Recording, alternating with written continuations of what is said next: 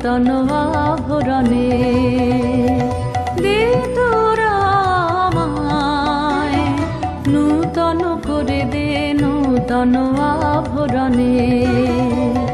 হেমন্তের অভিসম্পাতে রিক্ত কিঞ্চন কানন ভূমি, বসন্তে হোক দৈন্য বিমোচন নবলাবণ্য ধনে।